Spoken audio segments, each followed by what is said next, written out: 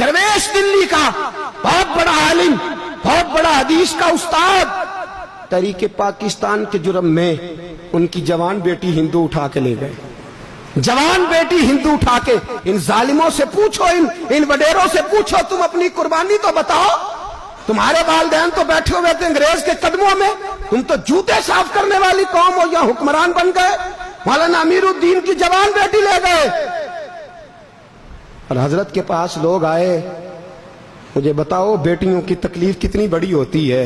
सीना जख्मों से छलनी हो गया।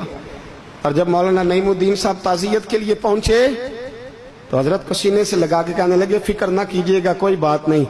मौलाना अमीरुद्दीन साहब कहने लगे, हुजूर बस पाकिस्तान बन जाए, मेरे रसूलुल्लाह के दीन का झंडा बुलंद हो जाए, एक बेटी क्या, मैं हजारों बेटियां कुर्बान करने को तैयार, मैं तैयार हूं देने के लिए औलादे।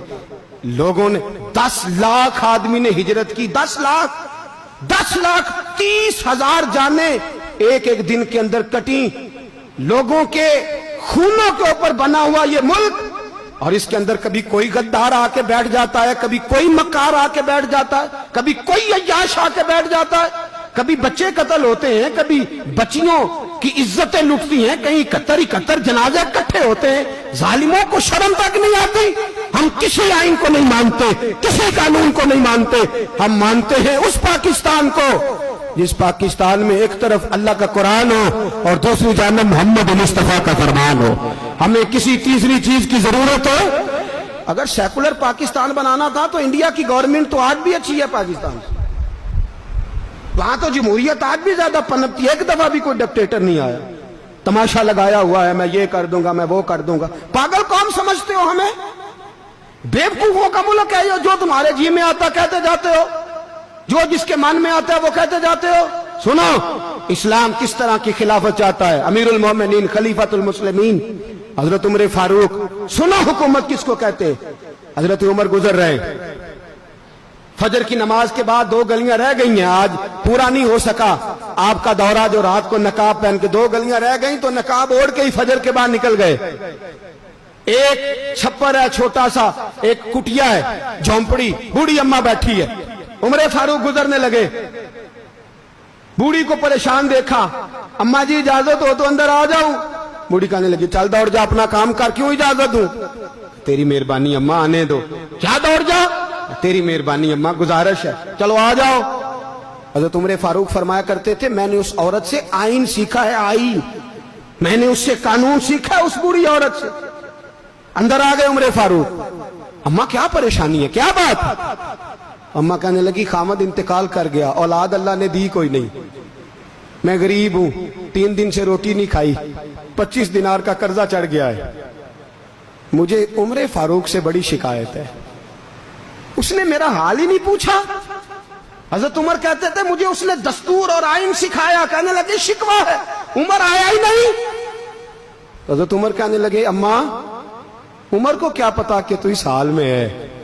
अम्मा दस्तूर बयान करती है, अम्मा जमहूरियत का ऐलान करती है, कहती है नहीं पता उमर को, तो उमर से कहो छोड़ दे हुकूमत, उसके हवाले करे जो खबर रख सकता है, ना इधर उधर की तू बात कर, ये बता के काफिला क्यों लुटा, मुझे रहजनों से गरज नहीं, तेरी रहबरी का सवाल है।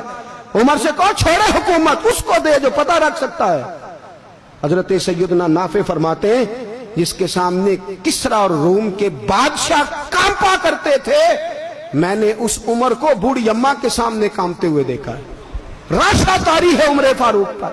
दौड़े गए, 25 दिनार लाए, राशन रख के लाए, रोटियां पकाई, बूढ़ी अम्मा को खिलाई। कहने लगे, अम्मा 25 दिनार ले ले और चल, गलती हो गई, उमर को माफ कर दे।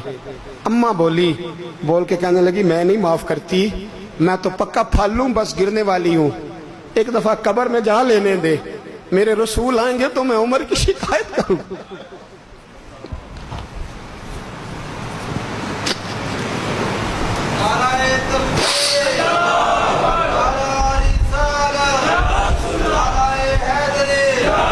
फरमाया मैं शिकायत करूंगी महबूब पाक से और अर्ज करूंगी, हुजूर इससे पूछ, इसको निगरान बनाया गया, इसने मुझ बेवा और लवारस की खबर ही नहीं ली। ये है आईन इस्लाम, یہ ہے دستور مصطفیٰ کریم صلی اللہ علیہ وسلم۔ یہاں کتنے غریب بھوکے سوتے ہیں، کتنوں کے بچے روز اغوا ہوتے ہیں، کتنی مصیبتیں۔ گورنمنٹ کہتی ہے کچھ بھی نہیں کچھ بھی نہیں کچھ بھی نہیں، افواہ ہی ہے افواہ ہی ہے۔ افواہ ہے تو اس کا علاج کیوں نہیں ہوتا؟ آپ میدان میں سر عام آ کے اس کا اعلان کیوں نہیں کرتے؟ جاگیے اور سنیے میری بات۔ حضرت سیدنا فاروق اعظم نے 25 دینار دیے، پھر اس اماں کو کھانا دیا۔ کوئی برادری نہیں اس اماں کی، کوئی ووٹ بینک نہیں، کوئی یہ اماں کسی بڑی برادری کی نہیں جس کا 2 لاکھ ووٹ ہو۔ امیر المومنین ہو کے عمر فاروق اماں کے قدموں میں بیٹھ گئے، کہنے لگے اماں عمر کمزور ہے، حضور کا سامنا نہیں کر سکتا، تیری مہربانی نبی پاک کے سامنے شکایت نہ کرنا۔ اماں کہنے لگی چل میں تیری خاطر معاف کر دیتی، جا تو مجھے کسی اچھی ماں کا بیٹا لگتا ہے، جا تیری خاطر۔ کہنے لگے چل پھر مجھے لکھ کے دے۔ کہنے لگی میں تو ان پڑھ ہوں، تو لکھ دے میں دستخط کر دے۔ حضرت عمر نے لکھا۔ ایک بوڑھی اماں کو شکایت تھی خطاب کے بیٹے عمر سے، اور پھر وہ معاف ہو گئی۔ اماں کہتی ہے میں نے اللہ کی رضا کے لیے معاف، یہ دستخط کر دو۔ اماں کے آگے کیا تو حضرت علی آ گئے، حضرت عبداللہ ابن مسعود آ گئے، کہنے لگے عمر یہاں پھر رہے ہو، میں سارے مدینے میں ڈھونڈ رہا تھا۔ اماں اٹھ کے کھڑی ہو گئی، ہائے میں مر گئی، یہ عمر تھا، یہ میں نے کیا کیا؟ حضرت عمر کہنے لگے اماں نا، اپنے وعدے پہ قائم رہ، تو نے جو کہا تھا اس پہ قائم رہ۔ ہمیں تو بتایا گیا تھا یہ والا نظام پاکستان میں آئے گا، یہ کہا تھا قائد اعظم نے، یہ رنگ ملے گا تمہیں۔ کہا ماں تو وعدے پہ قائم رہ، لکھ کے دے۔ لکھا، اماں نے سائن کیے، پھر حضرت علی سے کہنے لگے بطور گواہ آپ بھی سائن کر دو۔ پھر عبداللہ ابن مسعود سے کہنے لگے آپ بھی سائن کر دو۔ سائن ہو گئے تو جناب عمر نے رکا لپیٹا، حضرت علی کو کہنے لگے علی تو میرا دوست ہے، میری صبحوں اور شاموں سے واقف ہے، علی تو میرا رازدار ہے یار، مجھے یقین ہے کہ میں تجھ سے پہلے مر جاؤں گا، جب عمر کا انتقال ہو جائے تو یہ رکا میرے کفن میں رکھ دینا، یہ رکھنا میرے کفن میں۔ علی کہنے لگے پھر کیا ہوگا؟